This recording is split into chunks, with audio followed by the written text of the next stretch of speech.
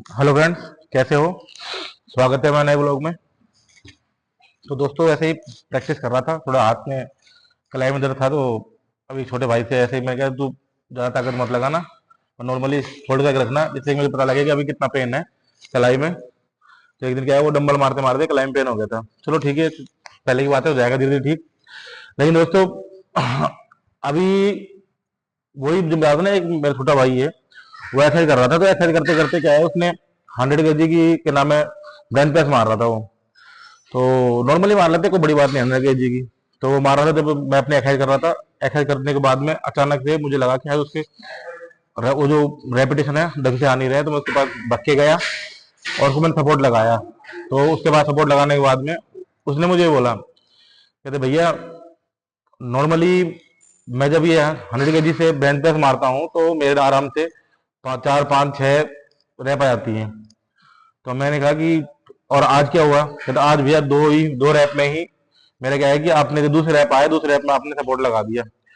तो मैंने कहा कि यार, हो सकता है कि पहले भी नहीं आती हो, आप ऐसे ही बोल रहे हो। तब वो कहते नहीं भैया, आ जाती है। फिर मैंने बहुत समय के कुछ झूठ के बोलेगा। फिर हमारे आशीष भैया आ गए, उन्होंने भी कहा मुझे कि हाँ अरुण, इसकी नॉर्मली आ जाती है। अब आशीष भैया हैं, उनको सब पता है ही कि भाई कैसे आया क्या नहीं है। भाई वो तो इतने सारे दिन चला रहे हैं, उनको तो हमारे से पता होता है ही। लेकिन शायद हो सकता है आपको पता हो, लेकिन जिन मेरे भाइयों को पता नहीं है, उनको मैं बताना चाहता हूँ कि ऐसा क्यों होता है कि नॉर्मली कोई भी आप सेट लेते हो, उसमें आप पहले आप सोचते हो कि पिछली बार तो मेरे इसमें इतने सेट आ गए थे। सेट लिया जब मैंने 100 kg की ली तो मेरे 5 से 6 रैप निकल गए थे। आज मैंने 2 3 रैप निकल पाए। ऐसा क्यों होता है? ऐसा दोस्तों इसलिए होता है क्योंकि कई बार क्या है, अपना माइंड शांत नहीं होता है। तो जब सारा जो गेम है ना, ये माइंड के ऊपर चलता है। अपने क्या करते हैं, माइंड में अपने कुछ ना कुछ चलता रहता है। और उस समय भी मान लो कोई कोई भी अपने जैसे घरेलू कोई बात आ रही है, या कोई भी चीज माइंड में कुछ भी चलता रहता है आपके, किसी भी मैटर में ले, पढ़ाई के मैटर में लेके, काम धंधे के मैटर में लेके, कोई भी आप अपने माइंड में चलता है। उसके बाद आप एक्सरसाइज करते हो। तो आप एक्सरसाइज करते हो तो आप क्या करते हो, उसमें अपनी जो भी शारीरिक ताकत है वो तो आप उसमें लगा देते हो। ठीक है, आप शारीरिक ताकत तो लगा रहे हो, ठीक है, शारीरिक ताकत से आपको वो जितना नॉर्मली वेट आप उठाते हो तो उठ रहा है। लेकिन जब अब आप हैवी तक जाते हो, तब आप सोचते हो कि पिछली बार तो मेरे इसमें इतना रैप आ गई थी, आज मेरे रैप इतनी रेपिटेशन क्यों नहीं आई? तो कई लोग सोचते हैं कि यार पता नहीं क्या है, मैं कमजोर तो नहीं हो गया हूँ, कहीं मेरे शरीर में कोई बीमारी तो नहीं हो गई है, मैं तबीयत खराब हो रही है, बुखार हो रहा है। तो वो देखते हैं भाई सब कुछ ठीक है, लेकिन वो एक चीज भूल जाते हैं कि आपकी जो प्रॉब्लम है वो माइंड से प्रॉब्लम है।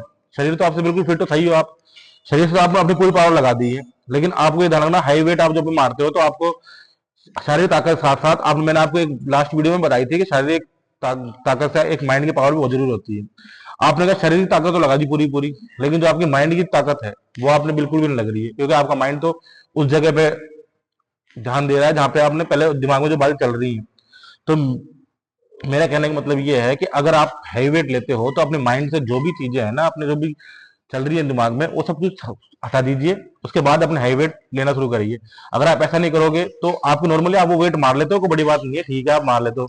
लेकिन आपने ये चीज देखना, आपने जब भी उस सेट के रेपिटेशन आप ज्यादा निकाले उस समय आपका माइंड बिल्कुल शार्प होगा, बिल्कुल ठंडा होगा जब आपने निकाले थे। आप कभी भी अब सोच लेना कि हाँ मैंने उस दिन मेरे पास दिमाग में कुछ नहीं चल रहा, और जिस दिन आपके नहीं निकले हैं उस दिन आपके माइंड में कोई ना कोई प्रॉब्लम बात जरूर होगी, जिससे आपका सिर्फ माइंड सिर्फ उसी बात की तरफ ध्यान दे रहा है कि हाँ भाई वो काम कैसे होएगा, वो कैसे नहीं होएगा।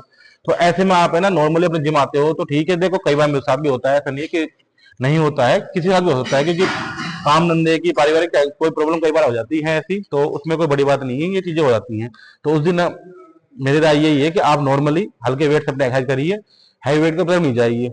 जिस दिन आपका माइंड बिल्कुल शार्प है, बिल्कुल ठंडा है, उस दिन आप देखना, आप पिछली बार अगर आपने 6 रेपिटेशन निकाले 100 kg से, तो इस बार आप उसके 7 से 8 रेपिटेशन निकाल सकते हो, अगर माइंड शार्प होगा। क्योंकि उस समय क्या है कि आपकी शारीरिक ताकत के साथ साथ आपकी माइंड की ताकत भी लग रही है, और माइंड की ताकत लगना बहुत जरूरी है।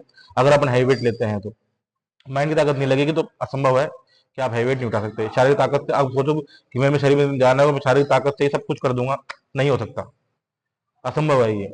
आपके साथ शारीरिक ताकत के साथ आपकी माइंड की पावर भी बहुत जरूरी है। तो अपने माइंड को बिल्कुल शांत रखिए जब भी आप एक्सरसाइज करते हो। उसके बाद अपनी जो भी प्रॉब्लम है वो हल करिए बाहर जाके अपने एक्सरसाइज करने के बाद में। और अपने सोचने से देखो, सोचने से कभी भी कोई चीज हल नहीं होती है, उसका कोई सोल्यूशन निकालना पड़ता है। अगर आपको दिमाग में कोई भी प्रॉब्लम है तो उसको किसी आपके मिलने वाले हैं या मम्मा पापा हैं उनसे डिस्कस करिए, तब आपको कुछ ना कुछ निष्कर्ष जरूर मिलेगा। ऐसे नहीं कि आप अकेले सोचते रहोगे तो माइंड में बातें घूमती रहेंगी, ना उनको कोई सोल्यूशन मिलेगा, ना ही आप उससे प्रॉब्लम से बाहर आ पाओगे। तो इससे अच्छा है कि जब भी आपको कोई छोटी ऐसे बड़ी प्रॉब्लम हो तो अपने से जो भी आप जिनको अच्छा मानते हो, मैं मेरी राय तो ये है कि सबसे पहले आपके घर में अपने बुजुर्ग हैं, मम्मा पापा हैं, दादा दादी कोई भी है, उनसे उस चीज को आप डिस्कस करिए। 100% है कि आपको उसकी प्रॉब्लम का सोल्यूशन जरूर मिलेगा। और वो सोल्यूशन करके फिर आप जिम आइए, अपना वर्कआउट करिए, उसके बाद अपने वेट उठाइए, देखिए कैसे नहीं उठता है वेट।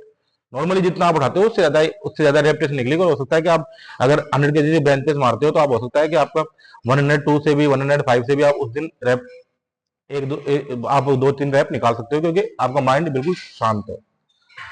माइंड शांत रखना बहुत जरूरी है एक्सरसाइज करते समय। ये नहीं है कि आप माइंड में कुछ चल रहा हो और एक्सरसाइज कर रहे हो तो मत करिए उस दिन, कोई दिक्कत नहीं है। नॉर्मली आके अपने 15-20 मिनट एक्सरसाइज करिए, नॉर्मली करिए, और नॉर्मली कर आके अपने खत्म करके चल जाइए। और दूसरी बात, आजकल एक चीज और मैंने देखी है कि आजकल कई स्टूडेंट हैं जो नए नए हैं, वो क्या करते हैं, फोन पे लगे रहते हैं और एक्सरसाइज करते रहते हैं।